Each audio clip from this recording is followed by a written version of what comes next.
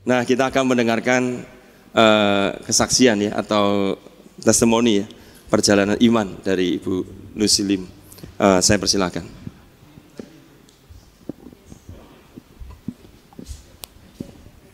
Shalom, selamat malam Bapak Ibu. Sebelum Ibu Lucy maju ke depan, nanti akan diterjemahkan oleh Bu Esther. Saya sedikit memperkenalkan siapa beliau ya. Jadi saya mengenal Ibu Lucy sudah kira-kira 4 tahun lalu. Waktu beliau adalah salah satu anggota dari gereja Covenant atau yang kita kenal IDMC Church, gerejanya Pendeta Edmund Chan, Covenant CEFC, Covenant Evangelical Free Church ya. Saya mengenal beliau. Kemudian waktu Januari saya membawa semu berobat, beliau membesuk dan saya mengatakan, Lucy boleh enggak kami menerjemahkan bukunya. Jadi saya bilang saya sudah emeritus, saya sekarang punya waktu, saya akan bagaimana menerjemahkan buku beliau. Tadinya dalam bahasa Inggris yaitu Joy Beyond Cancer. Dan saya membaca bukunya sangat bagus. Kemudian terus dia, oh silakan. Kemudian mulailah saya cari jalan untuk menerjemahkan. Kemudian saya juga pikir, kalau cuma menerjemahkan buku tidak dikenal orang, sayang. Mau nggak datang ke Surabaya untuk kesaksian sharing ya. Tapi saya nggak tahu waktu itu mau sharing di mana karena gereja banyak ini ya. Tapi kemudian ya dia bilang, oh boleh. Dan saya pikir, wah kami ini nggak ada dana ya. Biasanya kalau ngundang pembicara kan gereja yang menyediakan dana untuk tiketnya dan sebagainya. Saya cuma bilang, begini Bu Lucy, terus terang ya, kami nggak punya dana, tapi nanti kalau bukunya jadi, kalau ada yang mau persembahkan, itu persembahannya saya kasihkan ke Bu Lucy semua. Oh, no problem dia bilang. Nah saya dengan pikiran sederhana, saya nggak tahu bagaimana, tapi ketika pulang tidak lama saya ketemu Pak Paul. Pak Paul ini orangnya punya hati untuk mau melayani orang-orang yang sakit kanker. Cerita-cerita ini, gimana kalau kita perhatikan orang-orang yang sakit kanker. Oh ya boleh.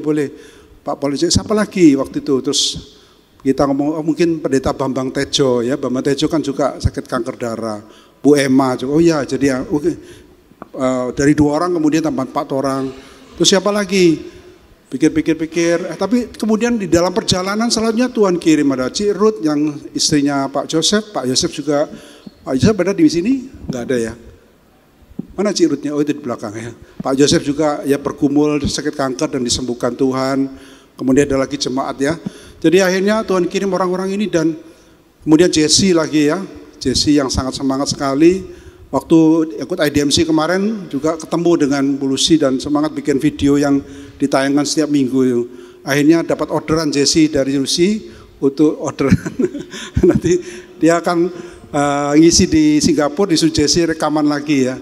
Nah singkat cerita akhirnya bukunya jadi Bapak Ibu, dan nanti tanggal 5 ini Bu Lucy mau membagikan pengalaman bagaimana dia bisa mengalami sukacita di tengah kanker, sakit kankernya. Beliau nanti akan cerita bagaimana, dan kalau kurang jelas nanti tanggal 5 hari Sabtu jam 10 Bapak Ibu juga boleh datang, tapi harus daftar supaya disediakan konsumsi. Bisa daftar ke Cik Ruth, bisa daftar ke Jesse ya, atau Michael di sini juga.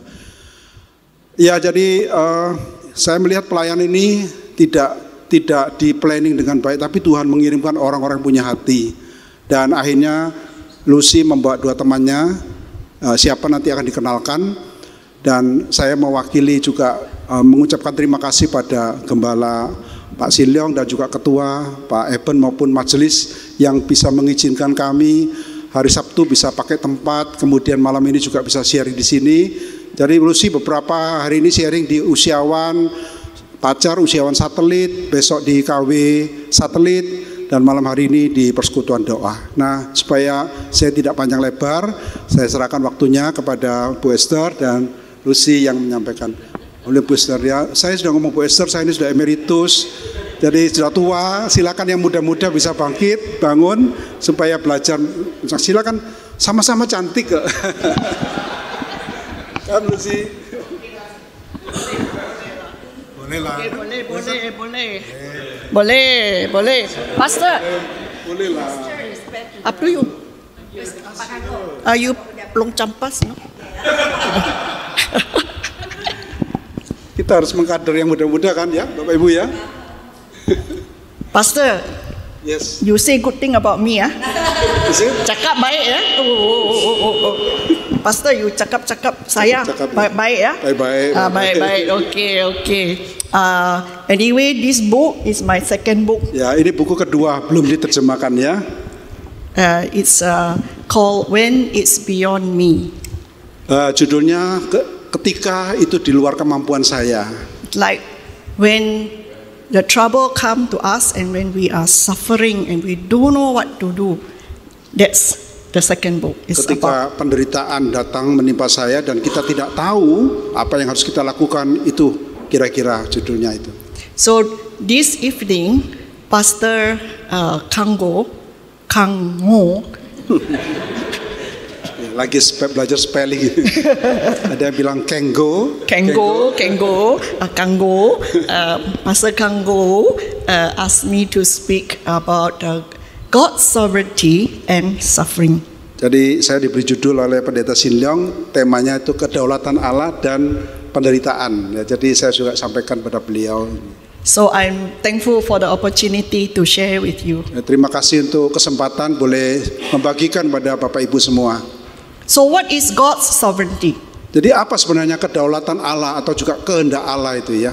When you say somebody is sovereign, that means he has the ultimate power and authority over maybe his kingdom or his business or his family. Jadi kalau ada mengatakan seseorang itu berdaulat, itu artinya dia punya kekuasaan di dalam bisnis dan di dalam teritorialnya dia, wilayahnya dia. So when we say that God is sovereign, means that God has the ultimate power and authority over all his creation. Jadi kalau Tuhan dikatakan berdaulat, berarti Tuhan itu mempunyai kekuasaan di semua ciptaan, semua wilayahnya. So he has full control. All his creation is subject to him. Jadi Tuhan punya penguasaan, semuanya itu tunduk kepada dia. In other words, God has the final say. Jadi arti kata lain, Tuhan mempunyai kata yang terakhir. Over nature, over animals, and also over human beings. Atas alam semesta, atas makhluk, semua makhluk ya. And nothing, absolutely nothing can stop God from his plan and his purpose. Jadi tidak ada apapun yang bisa menghentikan dari rencana Tuhan dan tujuannya. Isaiah chapter 46 verse Yesaya, 9 tolong and 10. ayatnya bisa. Yesaya ayat 46 boleh ditayangkan. Okay, so we do like this. Indonesian. One more time. Sulapan. Lagi satu kali. Wui. Tidak ada. Jesse, try again. Yes. Oh, no, not this one. Oh, not this one. Ini prayer. No prayer. Prayer item. My hand no power.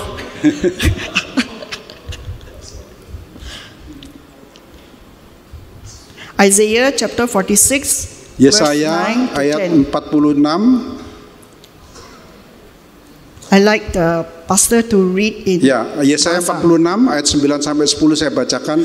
Ingatlah hal-hal yang dahulu dari sejak purbakala. Bahwasanya akulah Allah dan tidak ada yang lain. Akulah Allah dan tidak ada yang seperti aku yang memberitahukan dari mulanya hal yang kemudian dan dari zaman purbakala apa yang belum terlaksana. Yang berkata keputusanku akan sampai dan segala kehendakku akan kulaksanakan. So these verses talk about God's sovereignty. Jadi ayat ini berbicara mengenai kedaulatan atau kekuasaan Allah. From the beginning until the future, God knows what is going to happen. Dari awal sampai kelak, Tuhan tahu apa yang akan terjadi. And God said, my purpose will stand and I will do all that I please. Dan Tuhan mengatakan bahwa tujuan keputusanku akan sampai dan segala kehendakku akan kulaksanakan. God can call a bird, God can call a man to fulfill his purpose. Tuhan bisa memanggil seekor burung, Tuhan bisa memanggil seseorang untuk menyelesaikan tujuannya. What He say, what He plan, that He will do. Apa yang Ia katakan, apa yang Ia rencanakan, Tuhan akan melakukan. At the end of Job's suffering, when Job was afflicted with suffering, Di dalam kisah Ayub, ketika Ayub itu menderita, Job's conclusion from Job chapter 42 verse 2, Jesse ayatnya. Jadi dari Ayub merangkumkan di dalam Ayub 42 ayat 2, Job said, I know you can do all things. No plans of yours can be thwarted. Ayub mengatakan, aku tahu bahwa engkau sanggup melakukan segala sesuatu dan tidak ada rencanamu yang gagal. We give thanks that along with God's sovereignty, always is God's goodness, God's mercy, and God's justice. Kita bersyukur kepada Tuhan bahwa di dalam kedaulatan Allah itu selalu ada kebaikan Tuhan, keadilan Tuhan, ya. Can you imagine if God has ultimate power and authority, but He's not good, He's not kind, He's not merciful, and He's not just? Bayangkan seandainya Tuhan itu punya kekuasaan, kedaulatan besar, tapi Tuhan itu tidak baik, Tuhan tidak adil, ya, Tuhan tidak kasih gitu ya. Just look at what's happening around the world when world leaders think that they are sovereign and they turn the world upside down. Coba lihat pemimpin dunia yang punya kekuasaan, ya. Nah, tapi mereka tidak baik, mereka itu akan memutar menjongkar balikan dunia ini. So if we don't know that God's sovereignty comes with His goodness, His mercy, and His justice, anything that bad happened to us, we say, God, why? Why you so bad?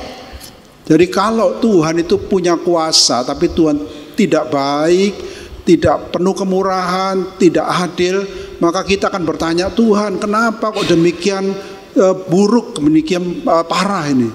How can you let me have cancer when I'm serve you so well? Mengapa engkau memberikan aku kanker ketika aku melayani engkau dengan baik? If you love me, why you let me lose my job? Kalau engkau begitu baik kepadaku, kenapa aku sampai kehilangan pekerjaan? Why you let my brother have accident? Kenapa engkau mengizinkan saudaraku kecelakaan? So we must understand God's sovereignty along with His other characters. Jadi kita harus memahami kedaulatan Allah itu dengan kebaikan-kebaikan Tuhan yang lain itu. We live in a world that is full of evil and wickedness. Kita ini hidup dalam dunia yang penuh dengan kejahatan dan penuh dengan dosa. Also a world full of diseases and disaster. Juga dunia yang penuh dengan sakit penyakit dan bencana. So suffering is to be expected. Jadi penderitaan itu ya harus diharapkan menjadi satu akan terjadi. Nobody is exempted from suffering. Jadi tidak ada orang yang terlepas dari penderitaan. Sometimes Christians think that they have immunity from suffering. Ya, kadang ada orang Kristen berpikir bahwa mereka itu imun atau bebas dari penderitaan.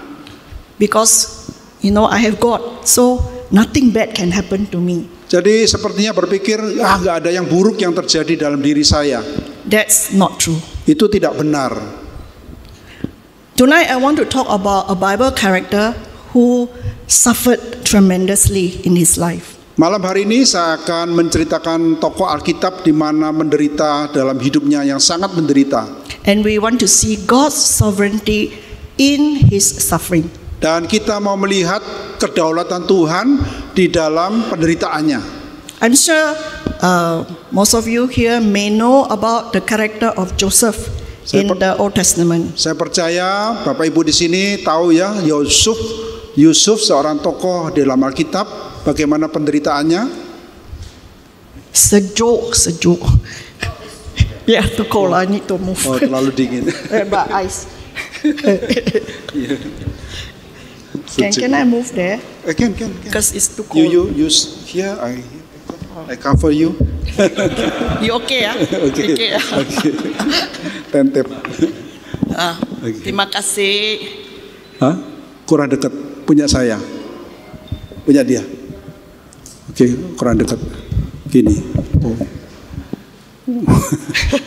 Okay. Alright. Joseph was rejected by his brothers. Yusuf ditolak oleh saudara-saudaranya. They don't like him because they are jealous of him. Mereka tidak suka dengan Yusuf karena mereka iri dengan Yusuf. So they plan to kill him. Jadi mereka merencanakan untuk membunuh Yusuf. But God's sovereignty overruled. God's sovereignty overruled. Tetapi kedaulatan Tuhan itu melingkupi dia. They were not successful in killing him. Dan mereka tidak berhasil membunuh Yusuf. But they were successful in selling him off as a slave. Tapi mereka berhasil menjual Yusuf sebagai budak. That's because God has a greater purpose in his life. Karena Tuhan punya rencana yang lebih besar di dalam hidup Yusuf. The Bible tells us that Joseph suffered greatly from Psalm 105 verse 17 and 18. Dan Alkitab mengatakan di dalam Mazmur 105 bahwa Yusuf sangat menderita. Diutusnyalah seorang mendahului mereka, Yusuf yang dijual menjadi budak. Mereka mengimpit kakinya dengan belenggu, lehernya masuk ke dalam besi. So he was sold as a slave, and his feet was in chain, and he had to walk to Egypt. Jadi Yusuf terjual sebagai budak dan dia harus dirantai dan harus dibuang sampai ke Mesir. So from a favorite son, he become a foreign slave. Jadi dari seorang anak yang dimanja favorit, akhirnya menjadi seorang budak. He suffered rejection. Ia menderita penolakan. He was unjustly treated. Dia juga diperlakukan tidak adil. And he was abandoned. Dan dia juga ditinggalkan. And then when he reached Egypt and slowly worked his way to become a favorite slave of his master. Dan ketika sampai di Mesir, akhirnya pelan-pelan dia menjadi seorang budak yang favorit dari majikannya. He was betrayed. Tetapi dia juga dikhianati.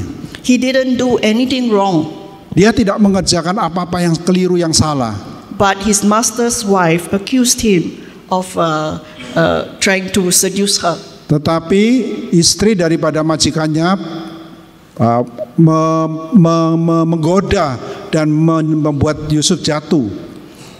And this time he was sent to prison. Dan akhirnya dia dipenjarakan, difitnah, dipenjarakan. Again we see God's sovereignty in Joseph's life. Dan kita kembali melihat kedaulatan Allah di dalam kehidupan Yusuf.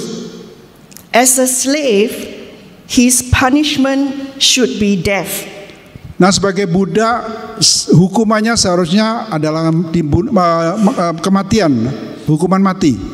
Once more, God overruled. Jadi sekali lagi Tuhan berkuasa. He was sent to prison instead of to death. Dia di penjara dan bukannya dihukum mati.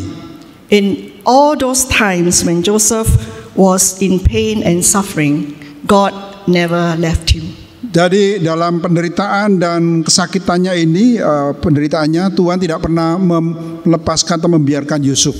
We read in Genesis 39 many times, the Lord was with Joseph. Kita membaca di dalam kitab Kejadian 39 berkali-kali Tuhan menyertai Yusuf. Joseph may not understand why he had to suffer so much, but Joseph believed God's promises and word to him. Nah, Yusuf dia tidak mengerti ya kenapa dia harus begitu menderita, tapi Yusuf tahu bahwa Tuhan akan janji Tuhan dalam hidupnya. When we read about his life, we realize that Joseph believed God's covenant with his grandfather Abraham. Jadi kalau kita membaca Alkitab dikatakan bahwa Yusuf percaya bahwa Tuhan berjanji dengan nenek moyangnya yaitu Abraham. Should be great grandfather, sorry. Dia menjadi nenek moyang daripada Yusuf. He believed that one day God is going to come and bring them out of Egypt to a promised land. But this was long after he suffered a lot. But he always remember God's promise to his people. Jadi Yusuf setelah penderitaan cukup lama dan dia baru melihat bahwa Tuhan membawa bangsanya keluar dari Mesir ke tanah perjanjian. In the later years, God raised him up and gave him the position of the prime minister of Egypt. Dan kemudian Tuhan mengangkat Yusuf menjadi perdana menteri dari Mesir. And so he became very powerful in the land of Egypt. Jadi saya sedikit ralat ya. Jadi Tuhan memimpin Yusuf, memimpin bangsanya sampai ke Mesir dan kemudian Tuhan mengangkat Yusuf menjadi orang yang penting di Mesir. And again, we see God's sovereignty at work in his life. Jadi kita melihat kembali kedaulatan Allah di dalam hidup Yusuf. In God's perfect timing, he brought Joseph's father and their family from the Canaan to Egypt. Jadi kita lihat bahwa kuasa Tuhan bagaimana memimpin Yusuf dan from Canaan to Egypt. Egypt to Canaan. No, Canaan to Okay. Egypt. Jadi memimpin bangsa, memimpin orang nenek moyang atau keluarga daripada Yusuf dari Kanaan ke Mesir. So they were united. Jadi mereka akhirnya dipertemukan kembali. That was during the time of the famine, Jadi itu terjadi pada saat bencana kelaparan. when there was not enough food in Canaan. Ketika tidak ada makanan yang cukup di Kanaan. And so again, by God's sovereignty, he led Jacob and his big family to Egypt. Jadi dengan kedaulatan Tuhan, Tuhan memimpin Yakub, ayah daripada Yusuf dan keluarganya pergi ke Mesir. So they lived in Egypt for many years. Dan mereka tinggal di Mesir selama bertahun-tahun. After his father Jacob died, the brothers were afraid of Joseph. Nah, ketika setelah Yakub meninggal, maka saudara-saudaranya itu ketakut dengan Yusuf. They were afraid that Joseph would take revenge on them. Mereka takut Yusuf akan membalas dendam kepada mereka. So they came together and come with a plan. Jadi mereka datang bersama-sama dan punya satu rencana. And they dare not speak to Joseph, so they sent a messenger to Joseph. Dan mereka tidak berani berbicara langsung dengan Yusuf karena orang penting, dan mengirim utusan untuk berbicara pada Yusuf. And they said, before our father died, he told us to ask you to forgive us all the wrongs that we have done because we treat you so badly. Dan dia mengatakan sebelum ayahnya meninggal, dia pernah berpesan supaya engkau mengampuni karena kami yang sudah memperlakukan engkau tidak baik. So please forgive the sins of the servants of the God of your brothers. Jadi mohon ampuni dosa daripada hamba-hamba ini. When Joseph received the message, he cried. Ketika Yusuf mendengar berita itu, dia menangis. He said to them, you intend to harm me, but God intended it for good. Nah, itu dikatakan di dalam kitab Kejadian pasal 50 ayat 20 bahwa engkau atau manusia mereka-reka yang jahat, tapi Tuhan mereka-reka yang baik. Is it any verses? Yeah? I think No, don't I have. lupa. Oh, lupa. Okay. But God intended for good, which is what is being accomplished now, the saving of many lives. Jadi Tuhan mempunyai rencana untuk menyelamatkan lebih banyak orang. God has a higher purpose for designing the suffering of Joseph. Tuhan mempunyai tujuan yang lebih tinggi dari ketika penderitaan manusia. God was going to use him to save many lives, Tuhan mau memakai Yusuf untuk menyelamatkan banyak orang, including that of his family. termasuk keluarganya. But Joseph had to go through all those years of pain and suffering Tetapi Yusuf harus melalui tahun-tahun yang penuh penderitaan ini to get to become the prime minister. untuk menjadi seorang perdana menteri nantinya. You know, Satan is real, Jadi iblis itu nyata, but he's not sovereign. tetapi tidak punya daulat, tidak punya kuasa. When he brought great suffering to Joseph, Joseph recognized the sovereignty of God over his life. Ketika iblis itu membawa penderitaan pada Yusuf, tapi Yusuf tahu kedaulatan Tuhan, kekuasaan Tuhan. He said to his brothers, yes, you plan to harm me, but God turned it, override it for your good. Nah, dia mengatakan betul kepada saudara-saudaranya, engkau merencanakan mencelakakan saya, tapi Tuhan mengubahnya untuk menjadi hal yang baik bagi kita. You see, God always know what he's doing. Jadi Tuhan tahu apa yang dia mau lakukan. God is not able to make mistakes. Tuhan tidak pernah salah. I used to tell people, because many people said to me, how can you get cancer? Saya sering ditanya orang, bagaimana kamu sampai sakit kanker? You serve God and you love him. Why he let you have cancer?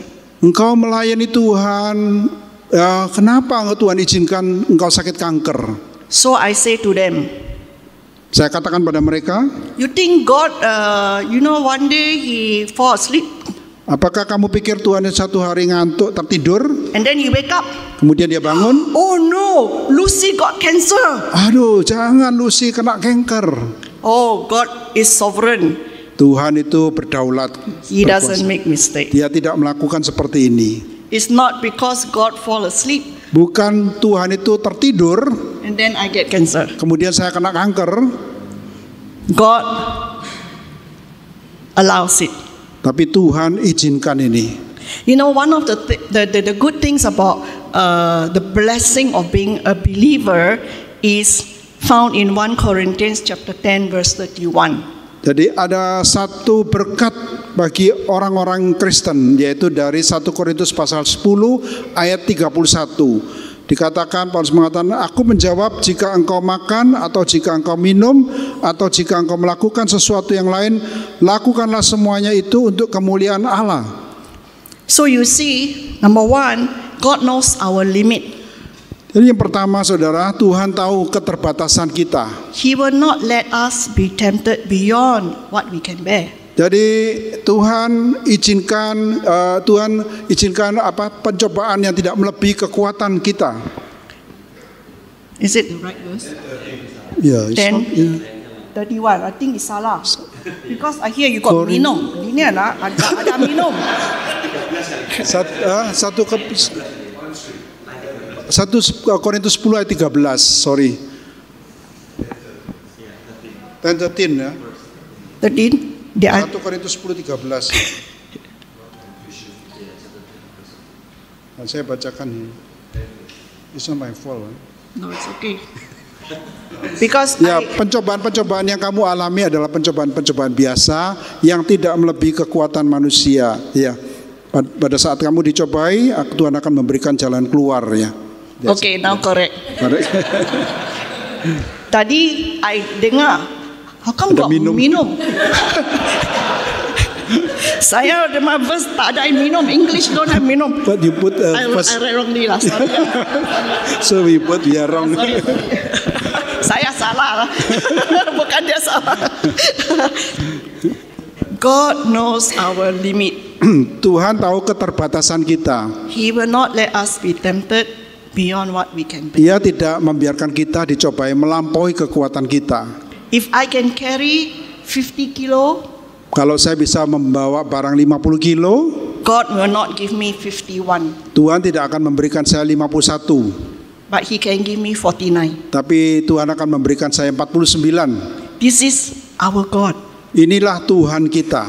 And not only that, He say, I will provide a way of escape for you. Bukan hanya itu, Tuhan juga mengatakan, aku akan menyediakan jalan keluar bagimu. So when we experience trouble, difficulties, suffering, number one, know that God already approve.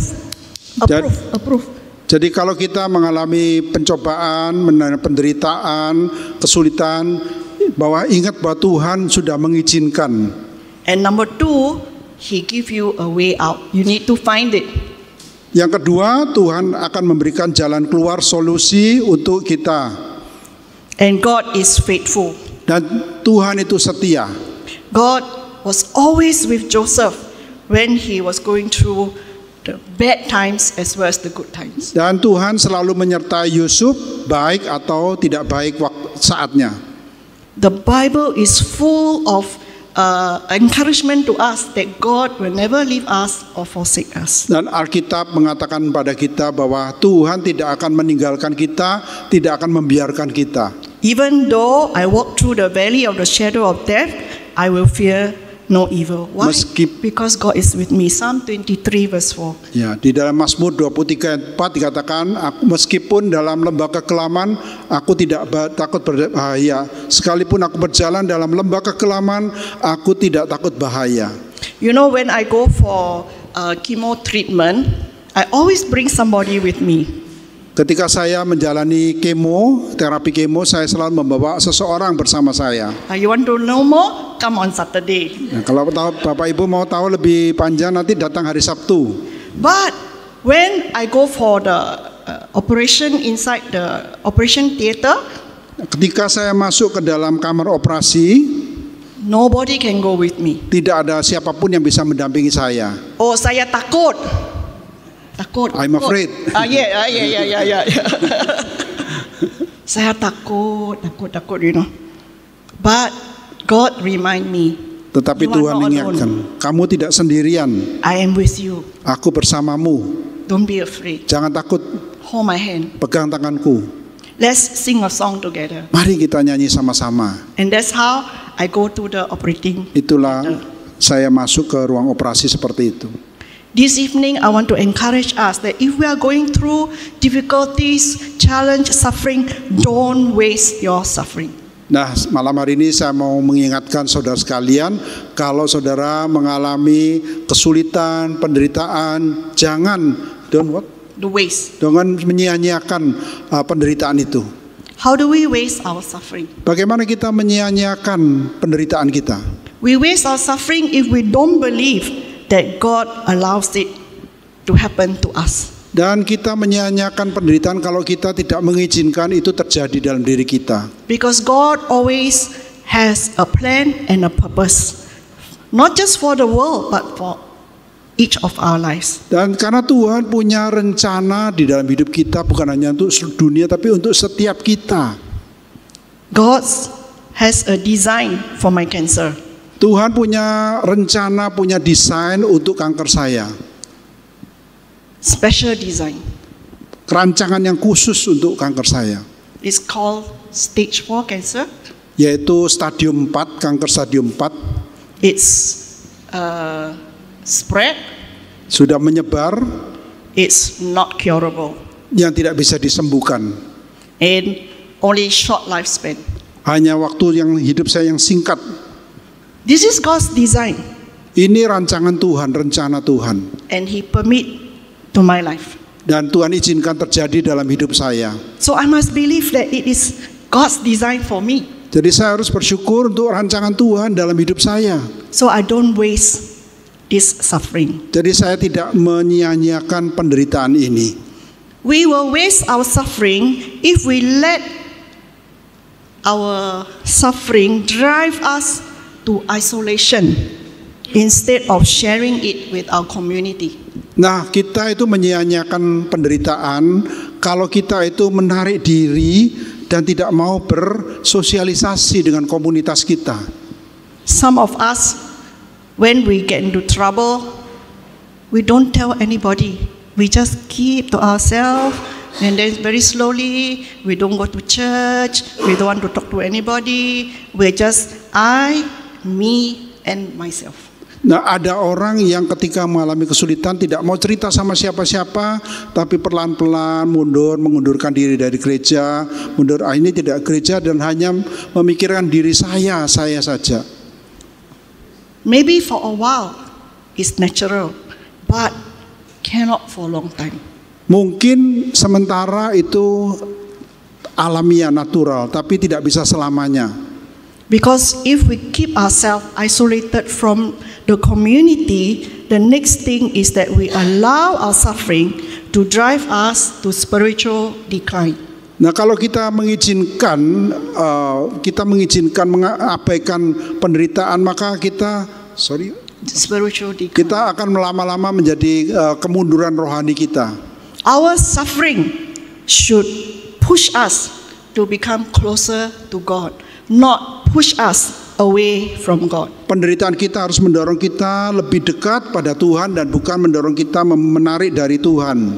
Because if we step away from God, we are wasting the suffering. Karena kalau kita jauh dari Tuhan, maka kita menyia-nyiakan penderitaan kita. Because in our suffering, we will experience God like never before. Karena di dalam penderitaan kita nanti akan mengalami bersama dengan Tuhan yang belum atau tidak pernah kita alami sebelumnya. If I come to speak to you, strong, healthy, different from now I come to speak to you. I speak to you in the morning, afternoon, I loyo. Loyo, okay. Jadi saya kalau berada di depan saudara dengan kuat, sehat, ya itu beda ketika saya berbicara dengan saudara, tapi nanti sore malamnya saya jadi loyo, nggak punya tenaga. Itu Jesse bilang tepar katanya ya. Tadi saya loyo.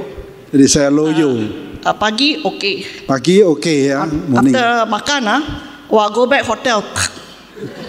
Jadi cepet down.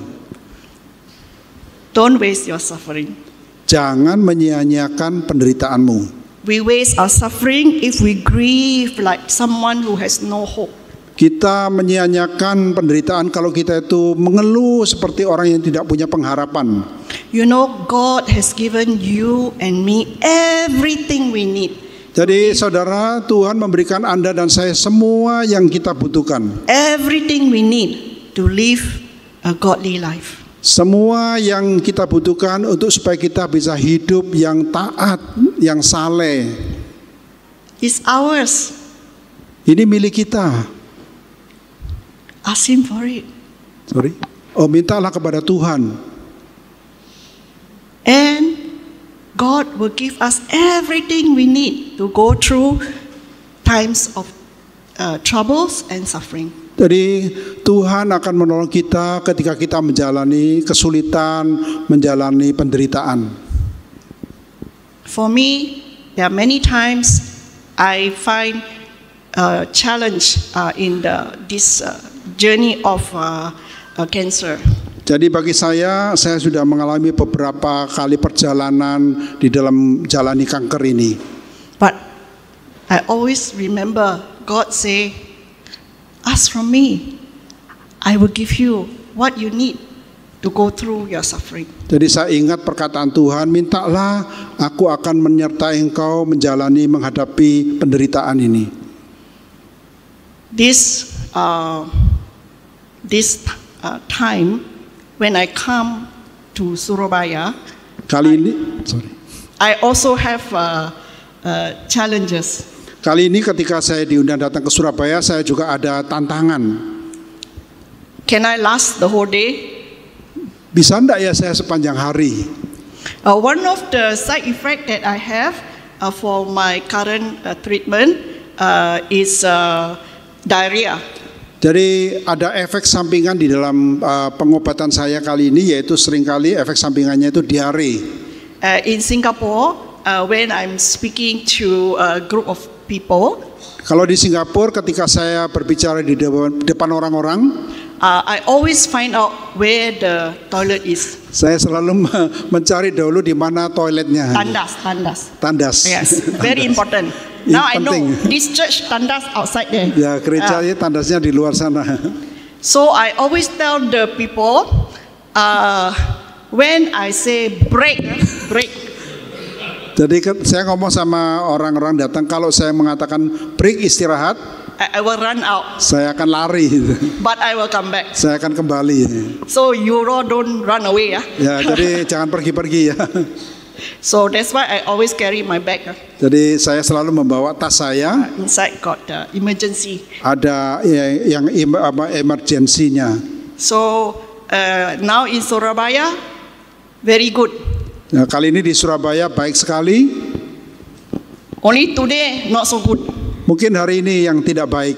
But God's timing very good. Tapi waktu Tuhan sangat baik. When we reach the hotel, I told Widi, quick, I must go upstairs. I need the toilet. Ketika saya sampai di hotel, saya selalu ngomong dengan Widi, cepat kita saya perlu toilet. Yeah, so I get ready, my card all ready. Saya semua siap-siap, kartu saya juga siap, langsung masuk kamar, langsung ke toilet. So, thank God, just in time. Ya, waktunya tepat gitu. I asked my friends in Singapore, saya tanya dengan teman di Singapura, please pray, my toilet time must be perfect. Jadi tolong doakan supaya waktu saya ke toiletnya juga tepat ya. My other side effect for this treatment is fatigue.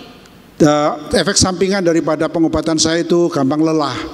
So I can sit down and then saya bisa duduk tiba-tiba lemes. Lemes. Loyo. But God sustain me. Tapi Tuhan menopang saya. I want to share with you 1 Peter chapter 1 verse 6. Saya mau membagikan 1 Petrus ayatnya pasal 1 ayat 6 dan 7. Bergembiralah akan hal itu, sekalipun sekarang ini kamu seketika harus berduka cita oleh berbagai-bagai pencobaan. Maksud semuanya itu ialah untuk membuktikan kemurnian imanmu yang jauh lebih tinggi nilainya daripada emas yang fana, yang diuji kemurniannya dengan api, sehingga kamu memperoleh puji-pujian dan kemuliaan dan kehormatan pada hari Yesus Kristus menyatakan dirinya.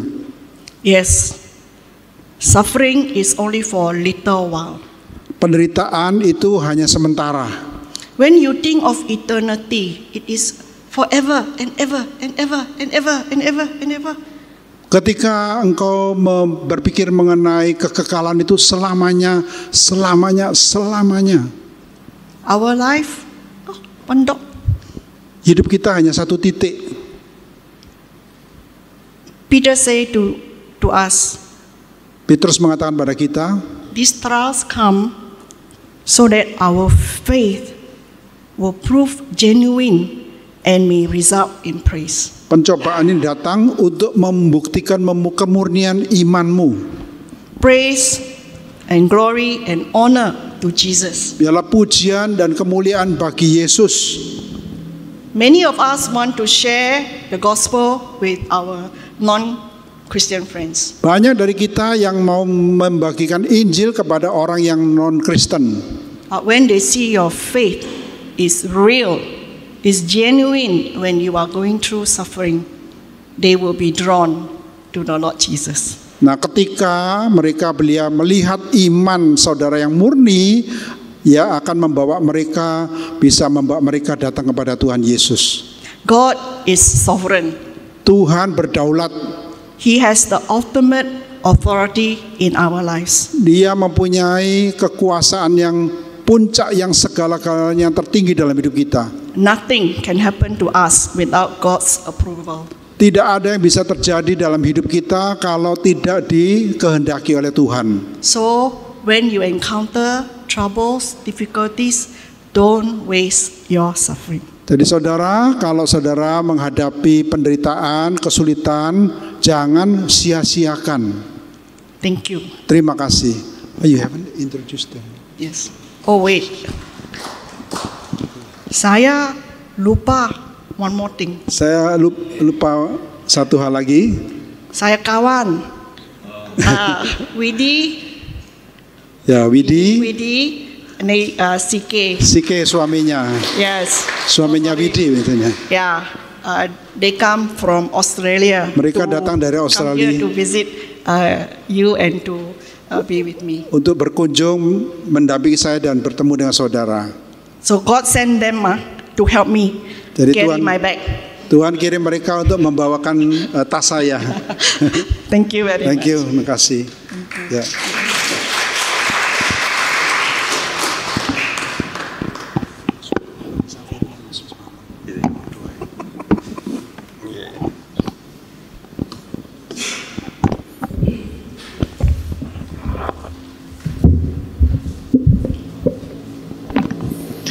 Bapak Ibu yang dikasihi Tuhan, kesaksian yang indah. Dan saya ini ngomong sama Heri tadi ya. Permisi tanya nih Pak ya, Bu Lucy ini hamba Tuhan atau bukan Pak? Bukan ya? Aktivis gitu, aktivis berarti ya. Saya tadi ngomong sama Heri itu ngomong gini, pemahamannya luar biasa ya, maksudnya pemahamannya. Bapak Ibu, setiap kita harus tumbuh pengenalan kita akan Tuhan, pemahaman kita, pengertian kita. Nah, kalau kemudian kita mengerti, mengenal, dan percaya kepada Dia, saya yakin Bapak Ibu juga boleh bersharing untuk pengalaman bagaimana berjalan bersama Tuhan ya. Jadi saya lihat tadi pemahaman tentang kedaulatan Tuhan, penghayatannya, kemudian korelasinya dengan penderitaan dan sebagainya. Nah, saya yakin itu sesuatu yang luar biasa Bapak Ibu ya. Ada seorang yang bernama Charles Spurgeon Bapak Ibu. Charles Spurgeon itu mengatakan begini, the sovereignty of God is the pillow upon which the child of God rests his head at night, giving perfect peace. Maksudnya adalah malam itu yang digambarkan sesuatu yang tidak nyaman, tidak baik ya. Tetapi kedaulatan Allah itu bagaimana seperti bantal di mana kita ini boleh rest ya, dan melewati malam bersama dengan Tuhan, dan kita mendapatkan kebaikan demi kebaikannya. Ya puji Tuhan. Mari Bapak Ibu, saya ajak kita berdoa bersama-sama untuk Ibu Lucy. Mari kita berdoa untuk Ibu Lucy dalam pelayanan, khususnya tanggal 5 ya. Tanggal 5 ini juga ada acara supaya boleh menjadi berkat bagi banyak orang. Nah, di pokok-pokok doa juga, nanti di pokok doa kita juga ada. Mungkin pokok doa boleh ditampilkan ya. Bapak Ibu, ini ada beberapa pokok doa yang perlu kita perhatikan. Ada Ibu Waing yang pemulihan tulang belakang ya. Di tulang belakangnya itu ada nanah begitu ya kira-kira. Juga cuci darah supaya Tuhan boleh menolong, memberi kekuatan, keteguhan iman melewati penderitaan yang panjang. Itu tidak gampang, tetapi kembali kepada iman. Iman itu bukan tidak masuk akal Bapak Ibu ya, atau bertentangan dengan akal, tetapi iman itu melampaui akal kita ya. Nah, Ibu Hana juga untuk pemulihan luka di kepala, lalu Ibu Ina dan keluarga yang berduka di Bandung. Kemudian Bapak Paulus, pemulihan motorik tangan dan kaki yang sering kita doakan supaya Tuhan terus memimpin dan hatinya yang boleh semakin mengenal Tuhan dan berpaut kepada Tuhan. Demikian juga Bapak Jupau ya, yang pemulihan sakit lutut. Nah, Bapak Ibu boleh pilih 2 orang di antara mereka. Mari kita doakan bersama-sama. Dan saya ajak kita bersatu dalam doa. Kita menyerahkan juga Ibu Lucy Lim ya, yang tadi sudah bersharing, untuk kita doakan supaya Tuhan terus memimpin, memberi kekuatan, kesehatan. Mari kita bersatu di dalam doa. Tuhan, kami bersyukur untuk anugerah-Mu. Ajar kami boleh semakin bertumbuh mengenal Engkau. Engkau Tuhan yang berdaulat, berkuasa atas segalanya. Justru itulah yang membuat hati kami tenang, teduh, karena kami punya Allah yang berkuasa, Allah yang baik, Allah yang menyertai, Allah yang tidak pernah tinggalkan, tetapi Allah yang terus bekerja menolong kami untuk kami mengenal, mengerti, dan apapun yang terjadi dalam hidup kami adalah untuk hormat kemuliaan nama-Mu ya Tuhan. Dan biarlah kami memiliki hati yang rendah dan percaya kepadamu, karena Engkau Tuhan Allah yang tidak pernah salah dalam setiap rancangan. Dan biarlah Engkau yang memberi kami tambahkan iman, pengertian, pengenalan akan Engkau. Demikian juga Tuhan, kami berdoa malam hari ini menyerahkan itu Ibu Lucy Lim Tuhan. Bersyukur untuk sharing yang boleh dibagikan. Tuhan memberkati, memberikan kekuatan, tambahkan sukacita, dan melewati setiap dinamika kehidupan. Tuhan, Kau yang beserta menopang. Dan seperti apa yang beliau katakan, biarlah kehidupan kami juga tidak menyia-nyiakan penderitaan yang Engkau izinkan terjadi dalam hidup kami, karena kami tahu Engkau punya rancangan yang tidak pernah salah. Dan Tuhan, tolong kami untuk kami boleh menghandle bersama dengan Tuhan yang setia, yang tidak pernah tinggalkan kami. Berkati Ibu Lucy Lim dalam segala pelayanan selama di Surabaya. Demikian juga untuk jemaat Tuhan yang mengalami kelemahan tubuh. Tuhan, Kau tahu mereka di tengah kegentaran, ketakutan, kadang mereka di tengah kepenatan diri. Tuhan, biarlah mereka juga boleh belajar mempercayai kedaulatanmu, mereka boleh mengerti kuasamu, mereka boleh mengerti kasihmu, mereka boleh mengerti Engkau tidak pernah salah dalam setiap rancangan dan kehendakmu. Dan biarlah mereka juga menyadari bahwa Engkau Tuhan Allah yang berjalan bersama mereka, menopang mereka. Tuhan berkati saudara-saudara kami, Ibu Waing, Ibu Hana, Ine dan keluarga yang berduka, Bapak Paulus, demikian juga Bapak Jup Pau, ya Tuhan. Tuhan menolong di tengah segala pergumulan mereka. Tuhan mengasihi, menopang. Terima kasih Tuhan. Sekali lagi kami bersyukur untuk kasih setia dan kebaikan Tuhan. Terpujilah Engkau Bapa di surga, di dalam nama Tuhan Yesus kami berdoa dan bersyukur. Amin. Bapak Ibu, kita juga berdoa untuk pembinaan Majelis Gloria Pacar hari Kamis ini tanggal 3, supaya Tuhan memimpin. Berdoa juga untuk acara Friends of Cancer ya, yang diadakan hari Sabtu pukul 5 tanggal 5 ya, Sabtu tanggal 5 pukul 10 sampai jam 2 siang. Tuhan juga memberkati. Doakan juga untuk penempatan majelis di hari Minggu ini, nanti Tuhan kiranya menolong. Demikian juga ada baptisan dan CD, Tuhan kiranya juga memberkati. Dan juga pelayanan komisi anak. Saya minta kesediaannya penginjil Citra ya, boleh berdoa untuk pokok doa ini.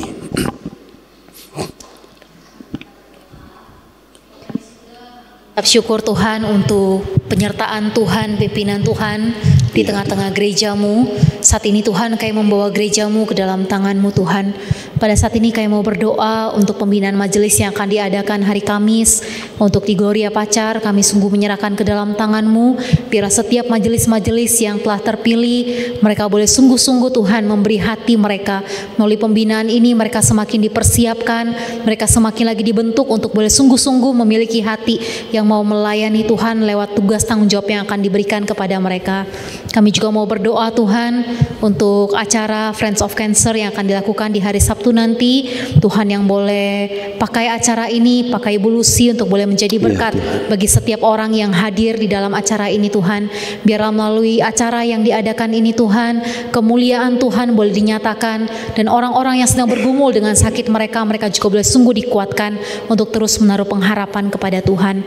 Kami mau menyerahkan Tuhan untuk pemilihan dan penempatan majelis juga pada hari Minggu nanti. Tuhan yang boleh tolong setiap anak-anak-Mu yang hadir di dalamnya, setiap hamba-hamba Tuhan majelis, supaya Tuhan juga boleh sungguh-sungguh berikan hikmat, dan hikmat Tuhan yang boleh memimpin sepanjang penempatan majelis ini ya Tuhan. Kami mau menyerahkan untuk ibadah pada hari Minggu nanti akan diadakan baptisan dan CD. Tuhan juga boleh menolong setiap anak-anak Tuhan yang sudah mengambil komitmen untuk mau mengikut Tuhan, sehingga melalui komitmen mereka di hadapan Tuhan dan jemaat ini bukan hanya menjadi satu acara seremonial, tapi mereka boleh sungguh-sungguh mengakui, mengikrarkan iman mereka, dan itu boleh menjadi satu momen yang mereka ingat seumur hidup mereka. Mereka boleh terus setia mengikut Tuhan.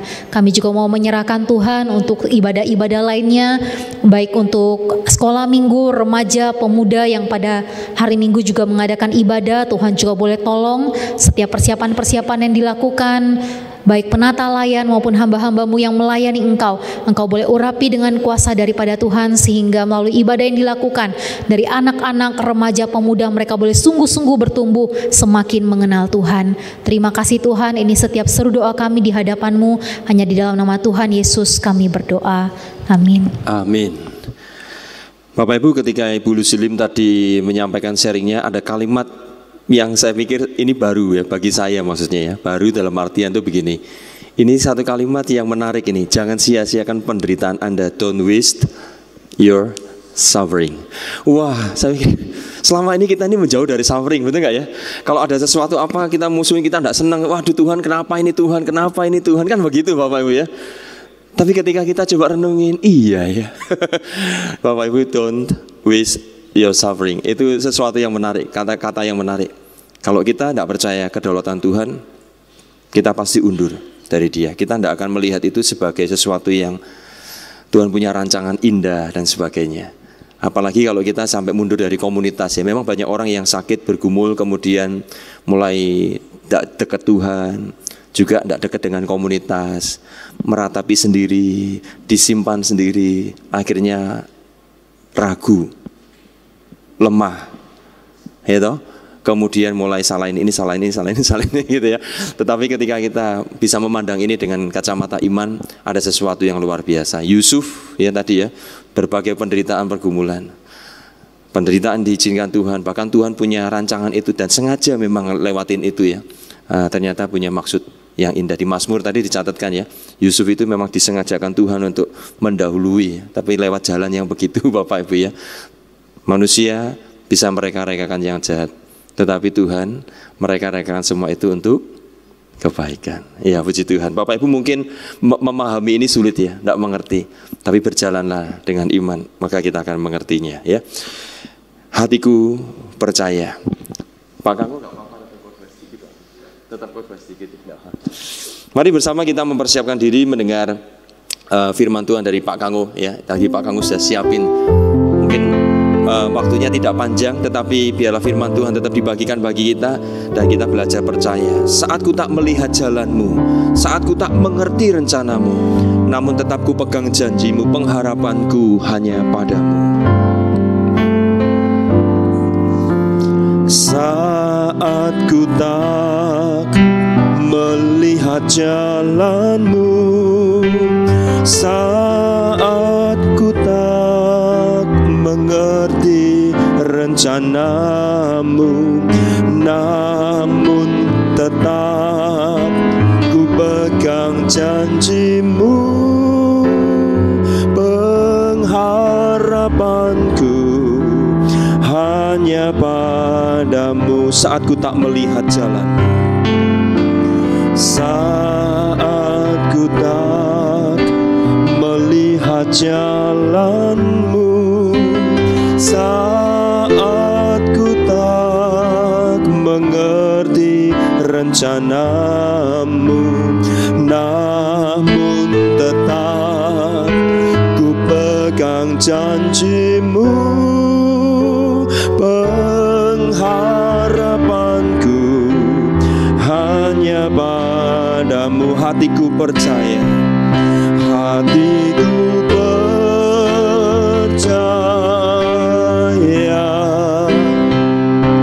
hatiku percaya, hatiku percaya, selalu ku percaya. Lord, I will trust in you. Lord, I will trust in you. Lord, I will trust in you. Lord, I will trust in you. My heart will trust in you. Sekali lagi, Lord, I will trust in you. Lord, I will trust in you. Lord, I will trust in you. Lord, I will trust in you. My heart will trust in you. Mari kita bersatu dalam doa. Mari kita berdoa. Tuhan, kembali kami mau bersyukur untuk malam hari ini. Tuhan memberi kami kesempatan yang indah, boleh mendengarkan kesaksian dari seorang anak-Mu yang dari jauh Tuhan utus di tengah-tengah kami, Bu Lucy. Kami boleh melihat Tuhan yang memakai hidupnya untuk membawa kemuliaan bagi nama-Mu. Dan biarlah kesaksian dari Bu Lucy boleh mengingatkan setiap kami bahwa Tuhan berdaulat di dalam hidup kami. Apapun yang terjadi dalam hidup kami, Tuhan punya rencana yang indah. Dan Tuhan, kalau sebentar kami juga akan kembali merenungkan firman Tuhan, Tuhan juga memberkati supaya apa yang boleh hamba-Mu sampaikan, apa yang boleh kami dengar juga boleh memberkati, menguatkan kami. Terima kasih Tuhan, kami mengucap syukur, mohon doa ini di dalam nama Tuhan Yesus Kristus. Amin. sebenarnya Bu Lucy sudah membawakan banyak mengenai firman Tuhan ya. Jadi saya pikir tadi kalau saya tambah lagi, mungkin nanti yang tadi berkat-berkat yang banyak itu hilang ya, ketumpuk ya. Jadi saya hanya menyimpulkan saja sedikit dari dengan ayat firman Tuhan. Kebetulan ayat yang saya siapkan tadi juga ada di dalam Bu Lucy, makanya saya diizinkan untuk melihat di Roma, bisa tolong Roma pasal 5 ayat ya, Roma pasal 5 ayat 2 dan 3. Iya, 3 sampai 5 ya. Is it 3 to 5 ya? Oke ya. Jadi ayat yang sama saya akan bawakan. Mari kita baca sama-sama aja Bapak Ibu ya, supaya firman Tuhan boleh memberkati kita. 2, 3. Dan bukan hanya itu saja, kita malah bermegah juga dalam kesengsaraan kita. Karena kita tahu bahwa kesengsaraan itu menimbulkan ketekunan, dan ketekunan menimbulkan tahan uji, dan tahan uji menimbulkan pengharapan. Dan pengharapan tidak mengecewakan, karena kasih Allah telah dicurahkan di dalam hati kita oleh Roh Kudus yang dikaruniakan kepada kita. Nah Bapak Ibu, di dalam ayat ini saya mengajak kita lihat 3 hal saja. Ya, 3 hal saja yang juga tadi sudah banyak disinggung-singgung. Tolong ayatnya tetap aja. Jadi ada 3 hal yang kita bisa pelajari dari ayat ini. Pertama yaitu dikatakan, tolong kembali ayatnya, supaya kita bermegah ya, bisa? Ya, supaya kita bermegah dalam kesengsaraan kita. Tadi Ibu Lucy memakai istilah jangan menyia-nyiakan ya. Bermegah di sini boleh dibahasanya berbangga ya, tapi ada mengartikan juga bersukacita. Bersukacita di dalam penderitaan, kesengsaraan dalam diri kita. Nah Bapak Ibu, tadi di Bapak 1 Petrus juga ada ya, supaya kita bersukacita. Yakobus juga mengatakan jangan kita heran kalau kita menderita. Nah kemarin di kesaksian Bu Lucy mengatakan di dalam kelompok GDG kita ya, beliau mengatakan bahwa orang Kristen itu digaransi apa? Garansi orang Kristen itu penderitaan. Jadi kita beli barang selalu ada garansi ya. Garansinya 1 tahun misalnya. Ini garansinya orang Kristen itu penderitaan. Wah ini ya. Jadi kalau kita ada penderitaan, apa yang kita lakukan biasa? Melarikan diri ya. Tadi malam sebelum saya berangkat untuk ke hotel, kepala saya pusing. Saya bawa Panadol ini. Tapi tadi gak berani makan karena belum makan nasi ya. Jadi setelah makan saya ngambil Panadol 2 supaya pusing saya hilang. Tapi saudara, kalau kita dikasih sakit, saya baru dikasih rasa sakit itu senang enggak? Memang tidak senang ya pakai Panadol.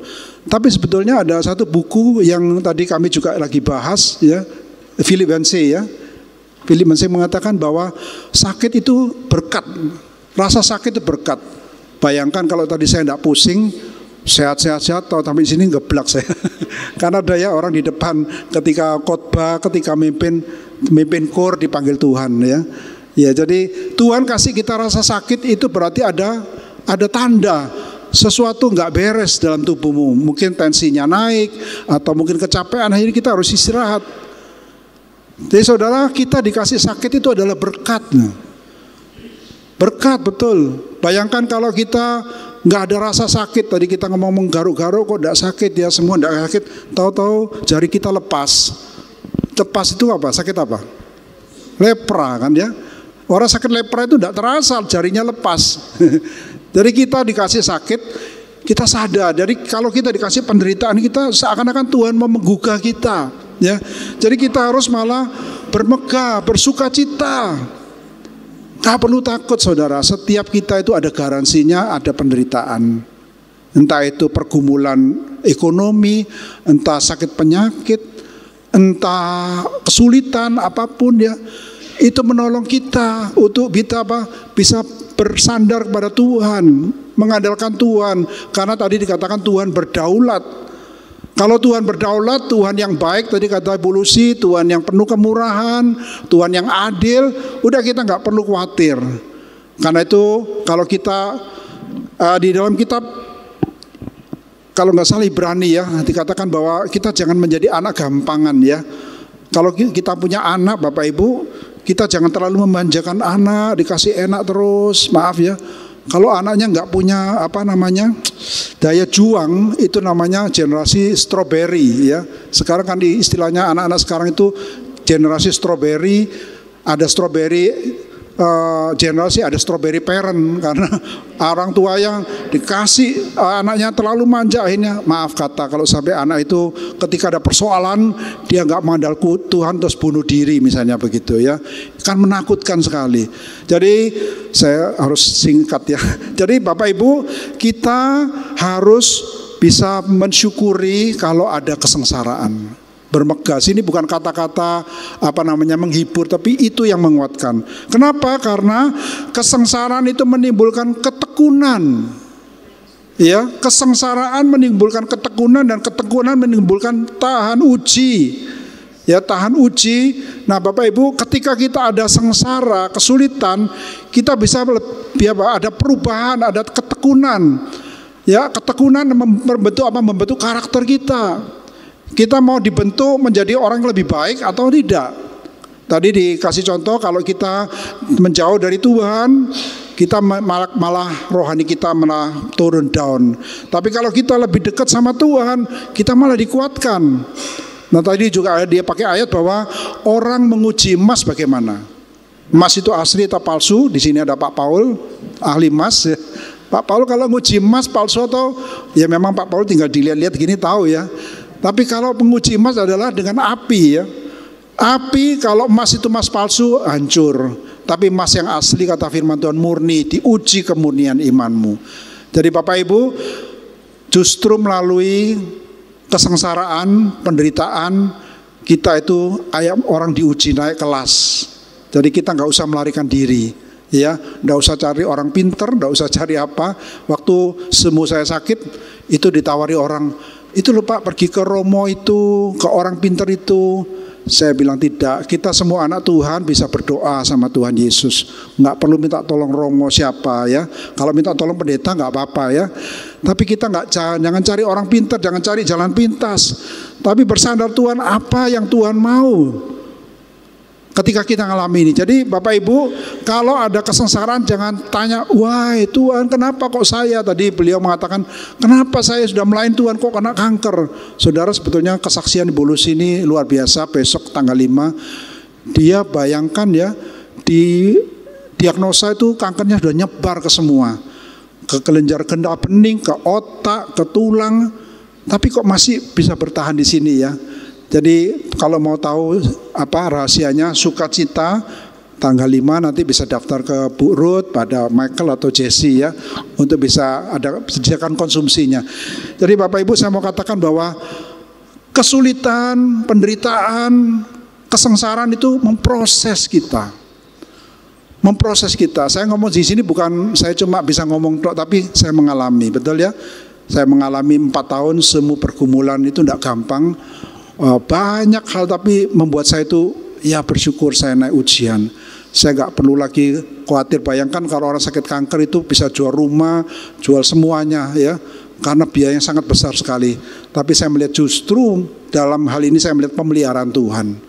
Pemeliharaan Tuhan yang luar biasa, sehingga saya tidak khawatir lagi sisa hidup saya yang sudah emeritus ya. Nanti kalau sendirian bagaimana, nggak perlu takut karena sudah mengalami. Jadi itu akan menolong kita mempunyai satu karakter Bapak Ibu. Tahan uji, dan tahan uji menimbulkan apa? Ketekunan. Itu membuat kita karakter kita berubah, dibentuk. Dan terakhir Bapak Ibu, nah tahan uji dan ketekunan menimbulkan pengharapan. Ada pengharapan, dan pengharapan itu tidak mengecewakan. Kita ada pengharapan Bapak Ibu, walaupun ya mungkin tidak sembuh. Kemarin di mana itu, di Usiawan ya, di mana mungkin di GDG, Ibu Lucy juga kasih contoh. Dia waktu didiagnosa didiagnosa cancer itu yang sudah nyebar, dia ingat cerita Sadak Mesak Abednego ya, seperti di dalam dapur perapian. Ya, tapi dia diselamatkan keluar karena seperti Sadrak, Mesak, Abednego ada 4 orang ternyata Tuhan menyertai. Dia mengalami itu. Terus saya pikir, Ibu Lucy sembuh ya, sembuh kok tidak sembuh ya, sembuh sama tapi kok tidak sembuh.